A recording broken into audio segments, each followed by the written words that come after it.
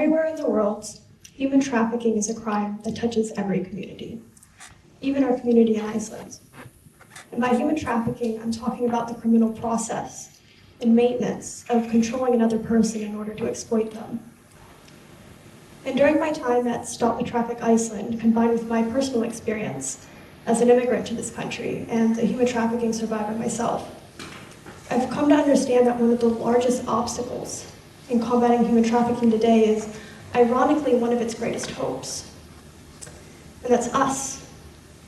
It's everyday people like you and me, more connected to this issue than we may immediately realize. And that's because while there's so many good, hard-working people in the services and the institutions in Iceland, the nature of human trafficking is also so greatly influenced at a community level. And so as members of this shared community, today I'd like to talk to you about our personal power in human trafficking, as well as the responsibility that comes with that. But first I'd like to talk a little bit about what human trafficking actually means, by looking at the criteria provided by the United Nations that divides trafficking into 3 different elements: the act, the means, and the purpose, which can sort of be understood like the what, the how, and the why of human trafficking. Basically, you have what is happening, which is the traffickers are taking any one of the actions listed under the act. They're doing that by controlling their victim through any method listed under the means. And why they are doing that is for the purpose of the crime, the exploitation, which is the actual mistreatment of the victim that actually benefits the trafficker in some way. And as you can see, this is broad criteria. This might be a little different from the popular culture that tends to put human trafficking in a very narrow profile of victims being tied up and hidden away, moved from place to place by gangs for financial gain. And while these cases are real, and they need to be taken seriously, they can't be our only understanding of the act, means, purpose criteria that in fact says nothing of movement, time, form of benefits, or victim or trafficker demographic at all. To give you an example from my home state of Kentucky in the United States, there was a case of foster parents who forced their foster daughter to have sex with a man in exchange for a couch. A drastically different narrative, but still you have those traffickers transferring their victim by controlling her to sexually exploit her for that couch. And I'd like you to think of the obvious power imbalance here. Because at Stop the Traffic Iceland, we understand that human trafficking can really happen to anyone. But there's a reason that we focus on vulnerable populations. And that's because human trafficking victims are usually those with the weakest ties to their welfare systems and support networks. This is because those with pre-existing vulnerabilities already have that power imbalance that the trafficker can then just step in and manipulate to establish control over the victim, instead of having to create that power imbalance. Meaning ultimately, vulnerable populations can make trafficking easier. So to bring this all back home to Iceland, I've heard so many times here that people can't understand how trafficking can happen here. And this is something that I've heard in a lot of communities. But the thing is, can we not see that we have vulnerable populations in our society? Have we not seen the media coverage of the rising drug use, the Me Too testimonies that flooded our social media accounts, the labor protests, the asylum seeker and refugee protests? We are constantly hearing the testimonies of vulnerable populations fighting to be heard. We may just not immediately make this connection that these are at-risk groups for human trafficking. So when I first moved here in 2017, I wasn't necessarily caught up in this one statistic that Iceland has only had one successful conviction of human trafficking. Instead, I was thinking about vulnerability. I was thinking about the 25% of Icelandic women who experienced domestic violence. That year's 1,096 submitted asylum seeker applications. Or the 2016 to 2017 jump of 190 to 249 missing child search requests. And when I began actually talking to people in the field, they would tell me that the symptoms of human trafficking here were beyond what they had the resources to combat accordingly. That they desperately needed regular people like us to share this urgency with them, or else Parliament just won't prioritize this in the same way.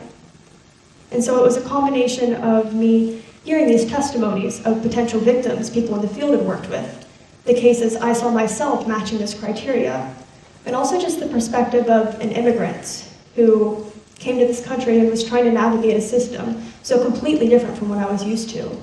That really made me understand that while our institutions and our services are so crucial to fighting human trafficking, that the worldview of these at-risk people is primarily molded by these personal interactions we have in our community. And when I was doing my report on human trafficking in Iceland, I interviewed a union worker who put this quite well. She talked about this sort of bubble that some foreign workers are living in. And by that she was referring to their isolated worldview of maybe only knowing a few people. Maybe they had a language or a cultural barrier. And that all restricted their access to information and interaction in general with other people. So that really got me thinking into these sort of small moments that we have in our communities, that maybe we take them for granted, but they can actually be extremely influential, especially to a person with a restricted bubble. And I can tell you as an immigrant myself that from 4 years ago, meeting my first Icelandic friends, 2 more years moving here, and then another 2 years now calling it my home, that my understanding of Iceland and how this country works has drastically changed. My bubble has expanded just because of this mass accumulation of those small individual moments, which got me thinking of the sort of social power that we all have and how we can actually influence another person's perspective and worldview. This idea of social power came to me in light of this idea of economic buying power, which is this idea in human trafficking where, as consumers, every day with our purchases, we either mitigate or facilitate human trafficking on a global scale. And this is because, as consumers, we never just buy products. We buy systems. Meaning, when we go to the store and we create a demand for that product by purchasing it, we also create a demand for the entire line of production that brought it there. So if we don't actually educate ourselves on how to be responsible, educated consumers, and educate ourselves on the businesses that we support, we end up actually upholding these exploitive businesses. And so this idea with social power was, do our decisions and our behaviors also uphold exploitable, vulnerable communities? Can we mitigate or facilitate trafficking at a local level? So let's ask ourselves, how do we listen to our vulnerable populations? Do we personally share the information of those struggles we're hearing? Or maybe if we've had a rough week, we shy away from news that isn't positive. When we go downtown to order some food and there's a foreign waiter, can we honestly say that we're always patient with those language barriers? Or if we go to a party, we hear a sexist joke, are we the type of person to go and confront that person, or are we more worried about having a good time? Or like the anti-Nazi demonstration not too long ago in Reykjavik, maybe we did want to support that effort, but when the day came, it was raining and suddenly it was too inconvenient to go. The point I'm trying to make here is that all of our decisions, they might seem trivial in the grand scheme of human trafficking, but really, from all scales, from eye contact to marching the streets to fill the gender wage gap, they're all our votes in our society for what we think is and is not acceptable behavior. Meaning every single thing that we do, equally everything that we do not do, all contributes to this collective community that we all share. So if we ever want to eradicate human trafficking from our communities and combat that vulnerability inside of them, just as we need to educate ourselves to be responsible consumers, we need to educate ourselves to be responsible community members, understand the issues going on around us, and so that we can make conscious, mindful votes to uphold inclusive societies that don't tolerate the marginalization of other people that put them at risk for human trafficking. And when it comes to the social power to influence and strengthen our communities, this can significantly prevent at-risk groups from being exploited, but it can also help break down barriers that victims are currently facing when they're trying to reach out for help. And I'm saying this after looking at the patterns I've seen in Iceland of victims who are experiencing discrimination and victim blaming when they try to reach services. some of these accounts have been actually pretty public. You might have seen yourself foreign workers on local Facebook groups reaching out about their rights only to be relentlessly picked apart for their decisions, blamed for being too irresponsible not to be scammed. Or a Me Too testimony that was published in Iceland of a woman who was loudly beaten, hoping that her neighbor would hear her cries for help, only to be later told by that same neighbor that she needed more respect for herself so that she wouldn't be treated that way. And these narratives are not only heartless, but they're dangerous. But if we're going to pretend that we're different from the people that ridicule victims, we can't just believe that we're different. Our beliefs are not visible. We need to be proactive and actively use our space that we have in our daily lives to offer a representation of a community safe to escape to. Because when it comes to escape, these stronger communities could significantly help those cases reaching services, but we also have to understand that the way things are now, the vast majority of these cases are only reaching services through some kind of third-party intervention. And sometimes that's a service, like a labor union inspection, but other times it's a regular person.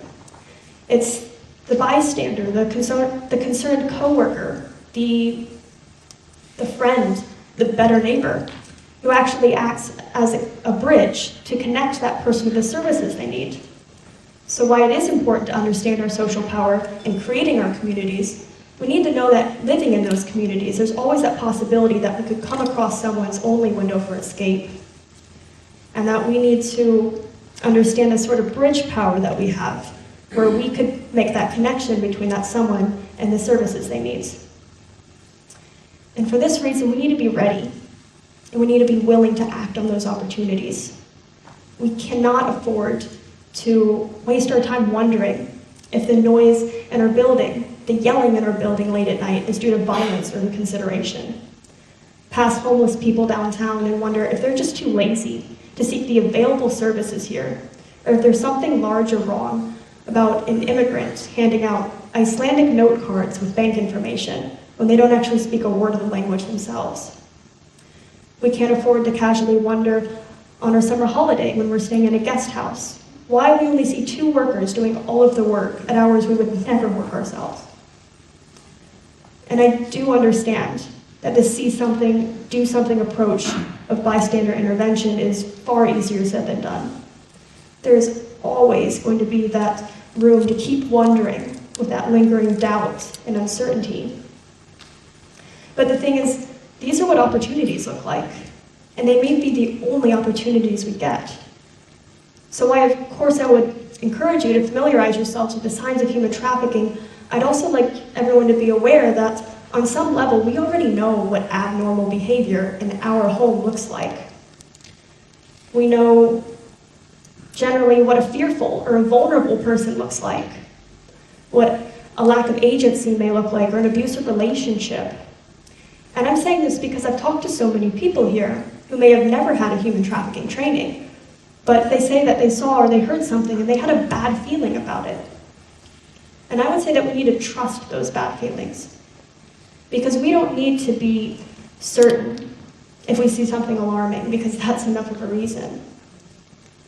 When you do see a red flag, you can go up to that person. You can try talking to them, see if they're okay, and then act as a bridge trying to connect them to services or information. But you could also be a bridge by contacting a service with information you have, or the information of people around you in that situation have. And that service can then follow up with that person in that situation. And by services, it depends on the situation, but I'm talking about police, labor unions, the Violence Center Bjarkarlíð, or if you're not sure, you can always contact us and we can help guide you through it. Stop Traffic Iceland. But the point I'm trying to make here is with that information, there's always something that we can do. And for the price of human lives, we can't afford to walk away from those red signs, those red flags, and do nothing. We have to accept that opportunities to help one another are probably going to be uncomfortable, that they aren't likely to come with instructions, and victims are not always going to look or behave in the ways that cater to our understanding of their trauma.